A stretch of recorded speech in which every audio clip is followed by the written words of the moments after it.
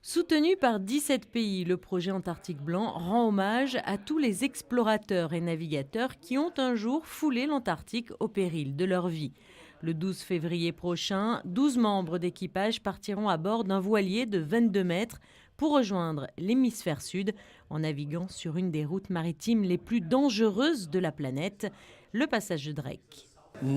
La surface de l'Antarctique est composée de plus de 90% d'eau, puisqu'il est recouvert d'une épaisse couche de glace d'une épaisseur de 1600 mètres. Alors c'est pourquoi il est vital de préserver le système écologique de l'Antarctique. Imaginez les dégâts que peuvent provoquer les changements de climat. Cela se répercute d'ailleurs à l'ensemble de la planète. C'est pourquoi, je le répète, il est si important de protéger l'Antarctique.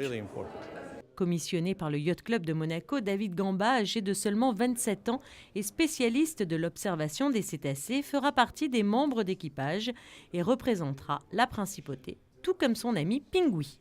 Pingui, c'est un petit pingouin qui est très loin de chez lui et qui va partir avec nous durant l'expédition, qui va être un de nos équipiers durant cette traversée, qui va nous amener jusqu'en Antarctique.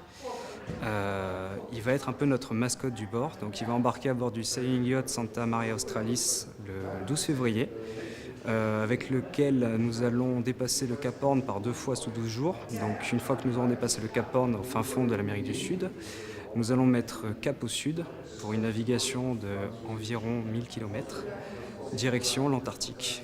Sa mission, assurer une navigation respectueuse des espèces menacées en observant les cétacés en temps réel et à l'état sauvage, afin de les répertorier pour transmettre ces informations aux scientifiques. Ces données vont permettre, avec Pingui, donc bien entendu on sera deux à le faire, elles vont permettre justement de pouvoir agrémenter, de développer ces bases de données qui sont déjà énormes à l'heure actuelle, notamment sur la baleine à bosse qui est un animal très facile à observer. Il faut savoir que par exemple, sur la baleine à bosse, la population australienne est en croissance à 2 chiffres par an. Donc ça veut dire que la population australienne est vraiment revenue. On a 22 000 baleines chaque année qui descendent et qui remontent.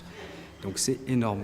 L'idée maintenant, c'est dans le passage de Drake, qui est quand même la mer la plus dangereuse au monde, voir qu'est-ce qui est envisageable, quels sont les animaux qu'on peut trouver. On a notamment la baleine franche australe, qui elle est une espèce très rare, du fait qu'elle a été fortement chassée pendant la période baleinière.